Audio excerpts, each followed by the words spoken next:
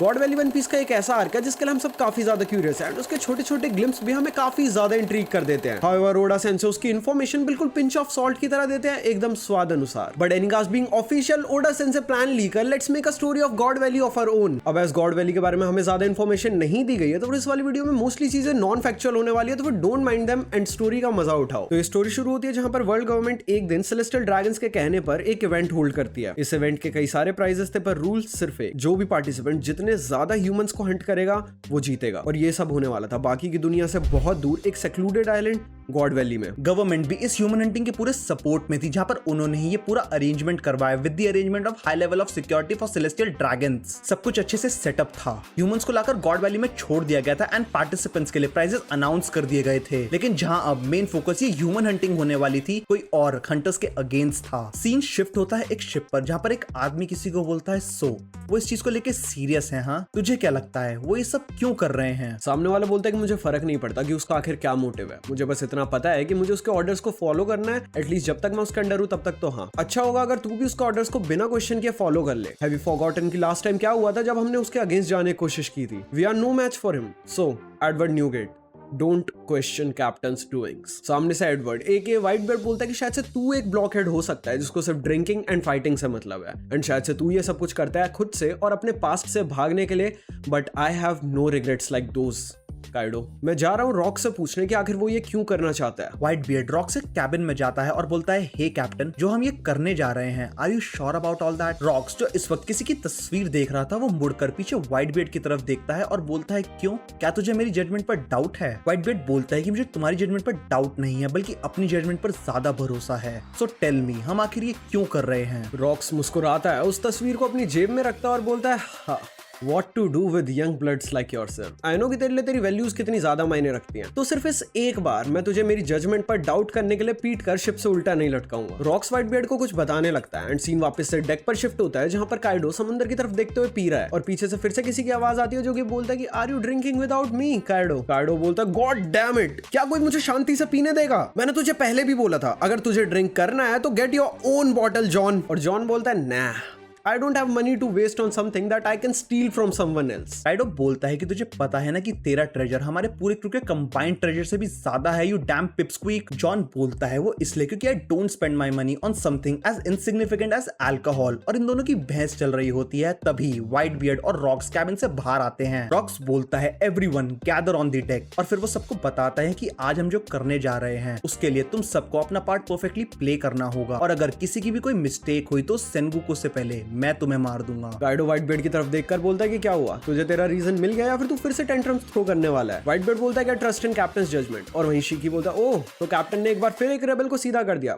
Not bad captain. अब scene वापस God valley में शिफ्ट होता है जहां पर सेनगोकू है। वो मेक श्योर कर रहा है कि सभी तैयारियां सही से हो, वो सिक्योरिटी चेक कर रहा है एंड वो देख रहा है कि सभी प्राइजेस सही जगह पर हो। सब कुछ चेक करने के बाद वो मरीन हेडक्वार्टर्स में कॉल करके बोलता है, सर फ्लीट एडमिरल, यहाँ पर सब कुछ ठीक है, मैंने सब कुछ चेक कर लिया एंड आई डोंट थिंक कि यहाँ पर उस क्रेजी बास्टर्ड को भेजने की जरूरत है। ये सब देखकर अगर उसका स्क्रू हिल गया तो फिर वही वर्ल्ड नोबल्स के लिए खतरा बन जाएगा, तो बस 2-3 फ्लीट्स और भेज दो जस्ट इन केस। सामने से फ्लीट एडमिरल कॉन्ग बोलता है कि आखिर मैं क्या करूं इसका, तुम दोनों की सेम एज है, स्टिल तुझे पता है कि अपनी इमोशंस एंड ड्यूटीज को कैसे साइड रखा जाता है, एंड दैट फूल। खैर ठीक है, मैं फ्लीट्स भेजता हूं। अब सीन थोड़ा फास्ट फॉरवर्ड होता है जहां पर गॉड वैली में सब कुछ सेट हो चुका है। सेलेस्टियल ड्रैगन्स हंटिंग के लिए तैयार हैं, नई फ्लीट्स वहां पर सेफ्टी के लिए आ गई हैं, एंड इवन एक ऐसा इंसान भी वहां पर मौजूद है जो अकेले ही कई फ्लीट्स एंड सेनगोकू की कंबाइंड स्ट्रेंथ जितना पावरफुल है। जब ये सब शुरू ही होने वाला था, बाहर जो मरीन अपनी पोस्ट से समुद्र की तरफ देख रहा था वो एकदम से शॉक हो जाता है। वो तुरंत बेस पर कॉल करके बोलता है, it's an emergency, we are under attack. सामने से सेनगोकू बोलता है, अंडर अटैक? किसकी इतनी हिम्मत हुई कि वो वर्ल्ड नोबल्स पर अटैक करे? और सामने से गार्ड बोलता है, सर एडमिरल, ये रॉक्स है। सेनगोकू एकदम से अनईजी हो जाता है, उसके पसीने छूट रहा है और वो बोलता है कि जल्दी मुझे ये बताओ कि क्या रॉक्स की शिप अकेली है? और वो गार्ड बोलता है कि हाँ सर। सेनगोकू को थोड़ी सी शांति मिलती है, लेकिन साथ ही वो ये सोच भी रहा है कि आखिर रॉक्स के दिमाग में क्या चल रहा है कि वो बिना फ्लीट के हमला करने आया है। वो थोड़ी देर और सोचता है, लेकिन तभी उसे कुछ क्लिक करता है। सेनगोकू बोलता है, no, we have been deceived. और वो जल्दी से कॉल काट के एक और पोस्ट गार्ड को कॉल मिलाता है। वो बोलता है come on damn it answer. पर सेनगोकू को सामने से कोई जवाब नहीं मिलता तो वो बेस से भागते हुए पोस्ट की तरफ जाता है। भागते हुए वो बोलता है कि अगर यहाँ पर कोई भी प्रॉब्लम हुई तो डैमेज इतना बड़ा होगा कि हम इमेजिन भी नहीं कर सकते। सेनगोकू जैसे ही पोस्ट पर पहुंचता है वो वहां का सीन देखकर हैरान हो जाता है। वो बोलता है आई न्यू इट। चारों तरफ आग लगी हुई है और पूरी पोस्ट डिस्ट्रॉय हो गई है, पर वहां पर रॉक्स पायरेट्स का नामो निशान नहीं है। सेनगोकू वहां पर गिरे हुए एक मरीन से, जिसमें भी थोड़ी सी जान बाकी है, उससे पूछता है कि आखिर यहाँ पर क्या हुआ। वो मरीन बोलता है कि अचानक से एक चीज हमें अपनी तरफ आते हुए दिखी। इससे पहले कि हम कुछ समझ पाते या फिर कुछ एक्शन ले पाते, वो चीज आकर सीधा हमसे टकराई और आधे से ज्यादा मरीन्स वहीं पर ही क्रश होकर मर गए। कुछ जो इंजर्ड बच गए थे वो बेस से कांटेक्ट करने की कोशिश कर रहे थे, लेकिन तभी एक औरत उड़ते हुए हमारे पास आई। वो एक क्लाउड पर उड़ रही थी और ऐसा लग रहा था कि उसके एक हाथ में एक सन है। इससे पहले कि हम कुछ रिएक्ट कर पाते, आधे सोल्जर्स की सोल निकल गई और बाकी के सोल्जर्स को उसने जलाकर मार दिया। ये सुनने के बाद सेनगोकू गुस्से में बोलता है कि लिन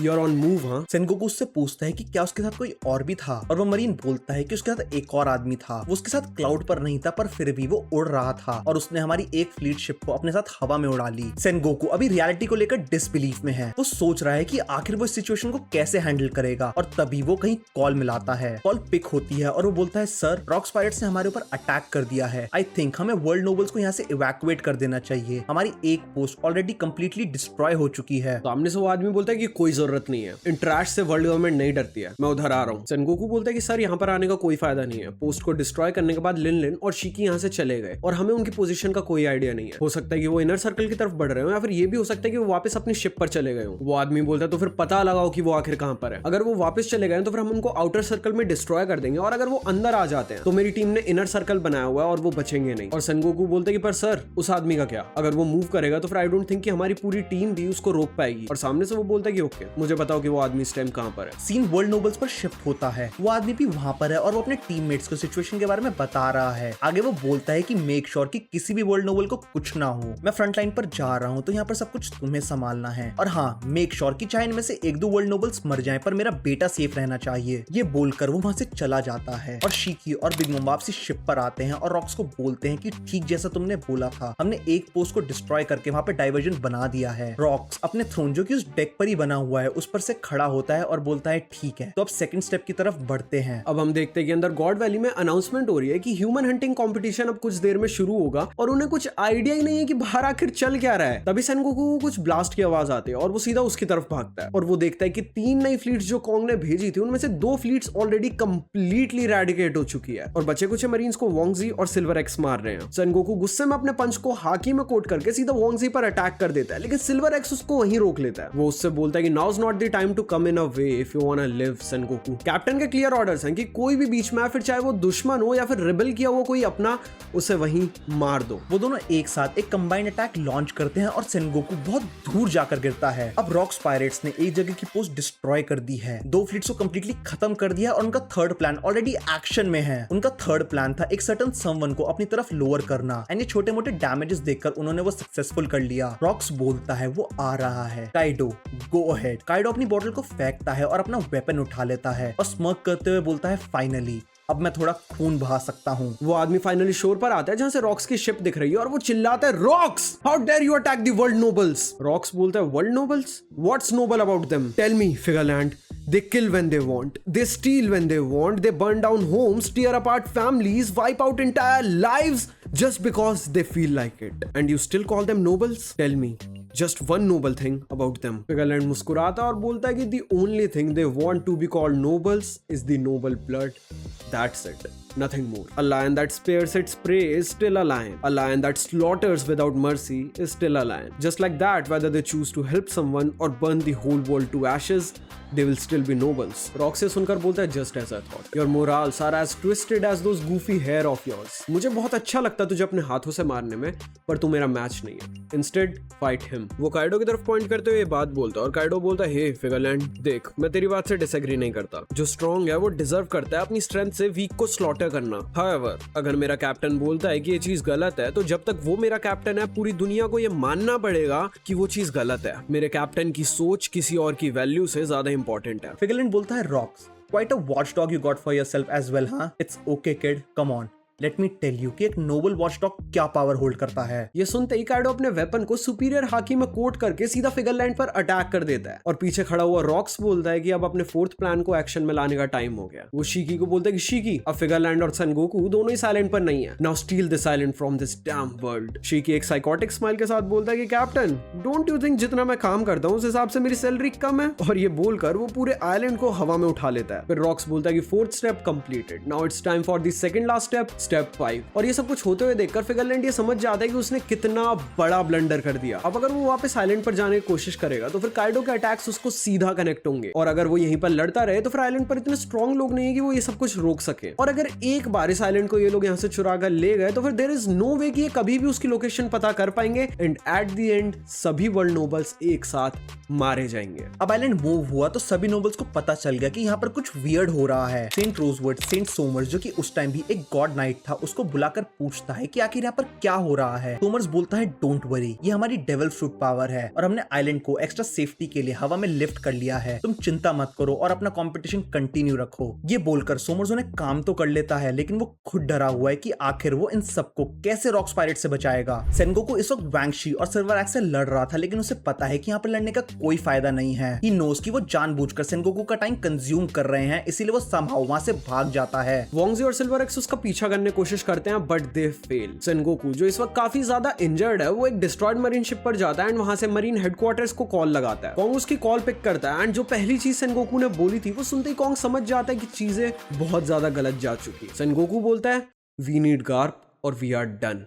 कॉन्ग सेनगोकू से बोलते हैं कि आखिर क्या हुआ, क्या सभी वर्ल्ड नोबल्स ठीक हैं? एंड सेनगोकू बोलता है कि अभी तक तो हाँ, पर आगे का मैं कुछ नहीं बोल सकता। कॉन्ग उसे बोलता है कि सिचुएशन एक्सप्लेन कर, और सेनगोकू से पूरी चीज बताता है। और फिर वो बोलता है कि सर कॉन्ग, गार्प की यहाँ पर बहुत ज्यादा जरूरत है। वो शायद सिचुएशन देखकर वर्ल्ड नोबल्स को फिर भी छोड़ दे, लेकिन रॉक्स की ग्रज बहुत ज्यादा बड़ी है, वो मर्सीलेसली सभी वर्ल्ड नोबल्स को मार देगा। कॉन्ग बोलता है कि अगर सिचुएशन इतनी ज्यादा बड़ी हो गई है तो गार्प अकेला कुछ भी नहीं कर पाएगा, हमें मदद की जरूरत है। और ये बोलकर वो कॉल काट देता है। कॉन्ग गार्प को बोलता है कि गार्प, आई नो कि तुझे सेलेस्टियल ड्रैगन से नफरत है, पर तुझे आज उन्हीं को बचाना होगा वरना प्रॉब्लम बहुत ज्यादा बढ़ जाएगी। वो गार्प को पूरी सिचुएशन समझाता है और बोलता है कि आज हमारे पास चॉइस है, हमारी प्राइड एज अ मरीन या फिर सेलेस्टियल ड्रैगन्स की जान, और मैं उनकी जान को अपनी प्राइड से ऊपर रखूंगा। और फिर वो बोलता है Garp, it's my request, please for once ask him for help. Scene वापस गॉड वैली पर शिफ्ट होता है, जहाँ पर इनर सर्कल को गॉड्स नाइट ने घेरा हुआ है और वहां पर दो लोग अप्रोच कर रहे हैं। गॉड्स नाइट इस वक्त पूरी तरह से ऑन गार्ड हैं और वो उन्हें सेंस कर लेते हैं। उनके सामने व्हाइट बियर्ड और रॉक्स खड़े। रॉक्स बोलता है कि बच्चों मेरे रास्ते में मत आओ, और ये बोलते ही वो व्हाइट बियर्ड को एक इशारा करता है और इशारा देखते ही व्हाइट बियर्ड सीधा सोमर्स पर अटैक कर देता है। सोमर्स एक ही अटैक में कई सारी वुडन वॉल्स को ब्रेक करते हुए जाता है, लेकिन वो कुछ माइनर इंजरीज के साथ फिर खड़ा हो जाता है। वो किलिंगहम को देखकर उसकी तरफ नॉड करता है और किलिंगहम चारों तरफ एक स्मोक स्क्रीन क्रिएट कर देता है। रॉक्स बोलता है कि तू क्या करने की कोशिश कर रहा है, हमें डायरेक्शन ब्लाइंड करने की, this won't work on me kid. और तभी उसे एक गन शॉट की आवाज आती है। रॉक्स एकदम से मुड़ता है और वो देखता है कि पीछे एक सेलेस्टियल ड्रैगन ने किसी को मार दिया। रॉक्स वो देखता है और रेज में चिल्लाता है, यू फूल, तुझे क्या लगता है कि मुझे ये देखकर समझ नहीं आ रहा कि ये रियल नहीं है? क्या है तेरी पावर्स? हाँ, तू मेरे डर को जिंदा करने की कोशिश कर रहा है? तेरी हिम्मत कैसे हुई मेरे दिमाग के साथ खेलने की? व्हाइट बियर्ड उसे देखता है और बोलता है नो। एंड एज किलिंगहम इस टाइम पर एक टीनेजर है तो उसकी जान बचाने के लिए वो चिल्लाता है, हरी, कैप्टन के साथ तू जो भी कर रहा है वो अभी बंद कर। किलिंगहम इस टाइम पर कंफ्यूज्ड है और डरा हुआ है, पर तभी ज़बेक बोलता है ब्लैक होल। ये बोलते ही वहां पर एक ब्लैक होल क्रिएट हो जाता है जो कि इस पूरे स्मोक को अपने अंदर सक करने लगता है। धीरे धीरे वो इल्यूजन भी गायब हो जाता है और रॉक्स किलिंगहम के पास जाकर बोलता है, हाउ डेयर यू। वो किलिंगहम को चोक करते हुए उसके गले से उसको उठा लेता है और बोलता है, यू बेटर विश, ये सपना कभी सच ना हो, वरना ये दुनिया किसी के लिए सच में सपना बनकर रह जाएगी। ये बोलकर रॉक्स किलिंगहम की पावर को अपने डेविल फ्रूट से ब्लॉक करके उसे दूर फेंक देता है। और उसने शायद किलिंगहम को इस वक्त इसलिए नहीं मारा क्योंकि इस वक्त वो सिर्फ एक बच्चा है। अब सीन एक शिप पर शिफ्ट होता है और वहां पर ट्रांसपोंडर स्नेल की आवाज आ रही है। कॉल पिक होता है और कोई बोलता है, hey Garp, how's it going? Garp जो इस वक्त पूरी तरह से गुस्से में है, वो अपनी वैल्यूज को कॉम्प्रोमाइज कर रहा है, वो भी ऐसे लोगों के लिए जिनसे कि वो नफरत करता है। वो बोलता है कि अभी तक तो तुझे सब कुछ पता चल ही गया होगा। रॉजर बोलता है, yes I know it all. Garp बोलता है कि मुझे तेरी मदद चाहिए, लेकिन रॉजर पूछता है कि मुझे बदले में क्या मिलेगा। गार्प उसे काफी सारी चीजें ऑफर करता है, जिसमें ट्रेजर, कुछ maps and even devil fruits भी हैं। एंड एंड में रॉजर स्माइल करते हुए बोलता है, डन। अब सीन शिफ्ट होता है सेनगोकू की मिजरी पर, जहाँ पर वो एक इवैक्यूएशन बोट से आइलैंड का पीछा कर रहा है। गार्ड सेनगोकू को कॉल करके पूछता है कि आखिर इस वक्त आइलैंड कहाँ है। सेनगोकू उसे लोकेशन बताता है एंड गार्प और रॉजर वहाँ उस जगह के लिए निकल जाते हैं। दूसरी तरफ हम देखते हैं कि काइडो पूरी तरह से पिट चुका है, एज इस वक्त काइडो के पास अपना डेविल फ्रूट नहीं है। पर रॉक्स को पता था कि फिगरलैंड इज नॉट अ जोक, तो उसने वहाँ पर बैकअप के लिए बिग मॉम को प्लेस किया हुआ था। एंड जैसे ही काइडो वॉर्न आउट हुआ, वहाँ पर बिग मॉम आ गई। बिग मॉम बोलती है Kaido, how are you this beaten up? Didn't you say you gonna kick his ass? And Kaido बोलता है शट अप लिनलिन, अगर तुझे मेरी मदद करनी है तो इधर आ। सीन अब थोड़ा सा फास्ट फॉरवर्ड होता है, जहाँ पर गार्प और रॉजर दोनों उस लोकेशन पर पहुंच चुके हैं। रॉजर अपनी शिप पर खड़ा है, जहाँ पर उसकी राइट हैंड साइड खड़ा है Rayleigh and left hand side Scopper, and सामने मरीन शिप पर गार्प खड़ा है। रेली रॉजर को बोलता है, hey you fool, are we really gonna help them? और रॉजर स्माइल करते हुए बोलता है कि इसमें हमारा ही फायदा है। वो सामने गार्प को देखकर बोलता है कि हे गार्प, मेक श्योर कि मेरे क्रू को अच्छी कंपनसेशन मिले। और वहीं पर सामने सेनगोकू भी है, जो कि इस टाइम पर पूरी तरह से इंजर्ड है और उसका पीछा Wang Zhi and Silver Axe कर रहे हैं। रॉजर ये देखता और बोलता है, oh axe, fascinating. Scopper, you should take care of them. Scopper अब इसमें काफी ज्यादा इंटरेस्टेड है और वो बिना देर किए सीधा उन दोनों पर अटैक कर देता है। वो इतना ब्रूटली और मर्सिलेसली उन्हें मार रहा है कि रॉजर एंड रेली स्माइल करने लगते हैं, पर सेनगोकू को पसीने आने लगते हैं। अब रॉजर रेली को बोलता है, रेली उस उड़ती चिड़िया के पर काट दे। और रॉजर का ये ऑर्डर फॉलो करते हुए रेली जंप करके आइलैंड पर पहुंच जाता है और फिर वहां से शीकी के पास। रेली शीकी को बोलता है कि तेरे पास दो चॉइसेस हैं, आइदर तू इस आइलैंड को वापसी जमीन पर ले जा, वेल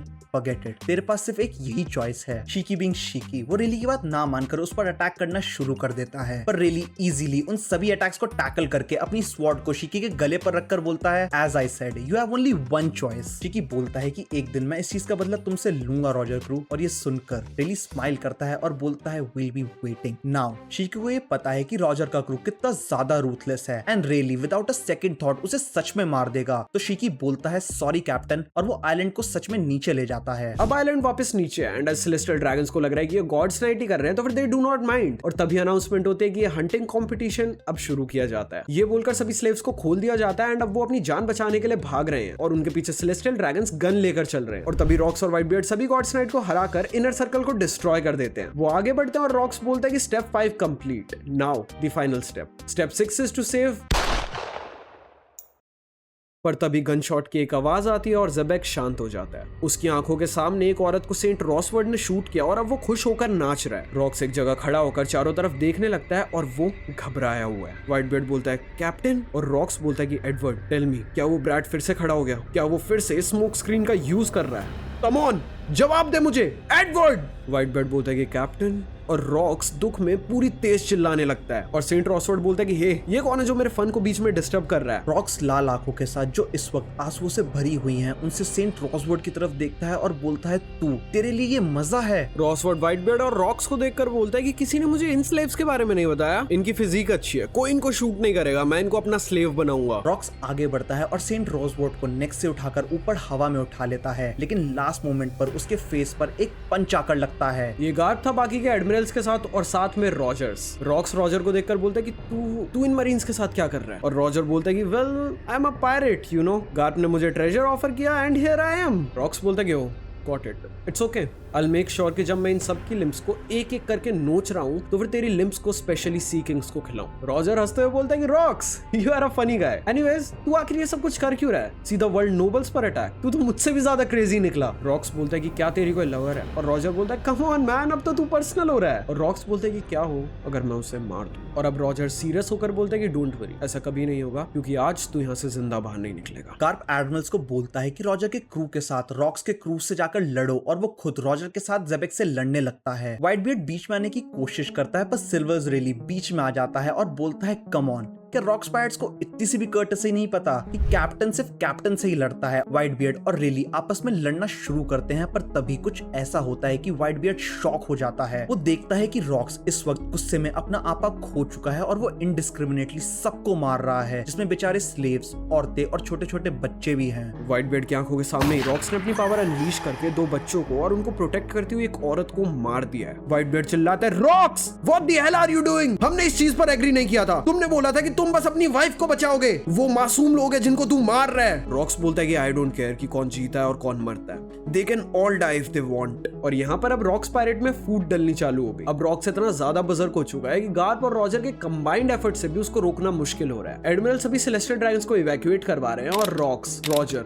गार्प, व्हाइटबियर्ड और रेली की इमेंस हाकी से पूरा आइलैंड तबाह हो रहा है। चीजें उड़ उड़कर दूर दूर जाकर गिर रही है, इंक्लूडिंग दोस बॉक्सेस जिनमें सेलेस्टियल ड्रैगन्स के विनर को देने वाले प्राइजेस थे। सीन शिफ्ट होता है जहाँ पर फिगरलैंड काइडो और बिग मॉम से लड़ रहा था। अब काइडो के पास इस वक्त कोई डेविल फ्रूट नहीं है और बिग मॉम भी एक न्यूबी ही थी, वो अभी के टाइमलाइन जितने स्ट्रॉन्ग नहीं थे, तो यहाँ पर फिगरलैंड उन्हें हरा देता है। हाउएवर फिगरलैंड खुद इस वक्त बहुत ज्यादा क्रिटिकल इंजरीज ले चुका है। वो बोलता है you guys are tough, However, you still lack actual battle experience. वो वहाँ से निकलता है और गॉड वैली की तरफ जाने लगता है। जब वो पहुंचता है तो वो देखता है कि रॉजर का क्रू और मरीन्स रॉक्स की ग्रैंड फ्लीट से लड़ रहे हैं और रॉजर और गार्प रॉक्स से। वो सीधा जाकर रॉजर और गार्प को ज्वाइन कर लेता है, जिसके बाद फाइट बहुत देर तक चलती है, लेकिन इन दी एंड रॉक्स को रॉजर, फिगरलैंड और गार्प मिलकर हरा देते हैं। जब वो एंड में रुका और जमीन पर खून में लथपथ गिरा हुआ था, तब भी उसकी शक्ल पर इन चोटों का दर्द नजर नहीं आ रहा था, बल्कि उसकी आंखों में वो दुख दिख रहा था जो कि किसी ऐसे के जाने का था जिसके बिना वो अपनी जिंदगी सोच भी नहीं सकता था। रॉजर की तरफ देखता है और बोलता है कि वो औरत जो वहाँ बेजान गिरी हुई है, शी वॉज माई वाइफ। मेरी पायरेट की जिंदगी से परेशान होकर वो मुझसे दूर चली गई थी। मैंने बहुत कोशिश की उसे वापस बुलाने की, पर वो कभी वापस नहीं आई। फिर एक दिन मुझे पता चला कि सेलेस्टियल ड्रैगन्स ऐसा कुछ ऑर्गेनाइज कर रहे हैं और उसमें इन्होंने एक जानवर की तरह मेरी बीवी को पकड़ा हुआ है। मैंने उसे बचाने की बहुत कोशिश की रॉजर, मैंने वो सब कुछ किया जो मैं कर सकता था, पर मैं हार गया। फिर वो रॉजर को बोलता है कि पर याद रखियो, आज तूने जिनका साथ दिया है, जैसे उन्होंने आज मेरी बीवी को मारा है, आगे जाकर वो तुझसे तेरी बीवी, बच्चे, सबकी जान छीन लेंगे। और ये बोलकर वो अपनी आंखें बंद कर लेता है। अब वो वहां पर बेहोश हुआ था या फिर उसकी जान चली गई थी, ये कुछ चुनिंदा लोगों के अलावा और किसी को नहीं पता। दूसरी तरफ व्हाइटबियर्ड अंदर से पूरी तरह से ये सब देखकर टूट चुका है एंड वो मौका देखकर वहां से निकल जाता है। बिग मॉम और काइडो भी वहां से चले जाते हैं एज जल्दीबाजी में फिगरलैंड उन्हें वहां पर ऐसे ही छोड़ गया था। हाउएवर आइलैंड डिस्ट्रॉय होने की वजह से वो बॉक्स जो कि इधर उधर उड़ रहे थे, उनमें से कुछ बॉक्स काइडो और बिग मॉम के पास आकर भी गिरे थे। बिग मॉम ने देखा कि उसमें एक डेविल फ्रूट है। काइडो की मरती हुई हालत देखकर बिग मॉम ने एक बॉक्स में जो डेविल फ्रूट था वो काइडो को दे दिया और वही था काइडो का उई उई नोमी। अब रॉक्स की डिफीट का सुनकर उसकी ग्रैंड फ्लीट भी हार मान लेती है and this is how the war of God valley ended. जब ये सब कुछ खत्म हुआ तो फिर रॉजर और उसका क्रू वहां से निकल जाते हैं, बट बीइंग पायरेट्स वो ऐसे खाली हाथ तो जाते नहीं। तो स्कॉपर ने वहां से एक ट्रेजर चेस्ट चुरा लिया, पर जैसे रॉजर ने वो बॉक्स खोला तो उसके अंदर जो था वो देखकर वो सब डर गए। उस बॉक्स में एक छोटा सा बच्चा था जो कि आगे चलकर इन सबको सरपास करने वाला है। सब कुछ खत्म होने के बाद फिगरलैंड सोमर्स के पास जाता है और उसको बोलता है कि मेरा बेटा कहाँ है, पर सोमर्स कांपते हुए बोलता है कि जैसा कि आपने बोलता है कि आपका बेटा सेफ रहना चाहिए, तो टू मेक श्योर कि वो सेफ रहे मैंने उसे एक ट्रेजर चेस्ट में रख दिया था, पर अब वो ट्रेजर चेस्ट कहाँ है वो मुझे नहीं पता। एंड यहीं पर ये एपिसोड कंक्लूड होता है। अब जैसे कि हमने वीडियो की स्टार्टिंग में बोला था कि ये स्टोरी कंप्लीटली इमेजिनरी है, इसमें कुछ भी फैक्ट्स वगैरह नहीं है, लेकिन हाँ जो चीज हमें वन पीस में ऑलरेडी पहले बता दी गई है वो हमने यहाँ पर जरूर प्लेस की है। जैसे काइडो का डेविल फ्रूट, रॉक्स पायरेट्स का कॉन्फ्लिक्ट एज रॉक्स अपने रास्ते से भटक गया था, गार्प एंड रॉजर की अलायंस एंड इवन शैंक्स का एक ट्रेजर बॉक्स में मिलना। बाकी इस वीडियो में बहुत ज्यादा मेहनत लगी है तो प्लीज जाने से पहले एक लाइक जरूर कर देना, we would really appreciate that. And अगर एक कॉमेंट भी हो जाए तो फिर तो क्या ही कहने। एंड वी ट्रूली होप कि तुम्हें वीडियो पसंद आई होगी एंड अगर नए हो तो फिर जाने से पहले सब्सक्राइब भी कर देना अगर ये वीडियो पसंद आई हो तो। एंड हम चलते हैं एंड मिलते हैं अगली वीडियो में, तब तक tata bye bye good bye, I love you all, bye.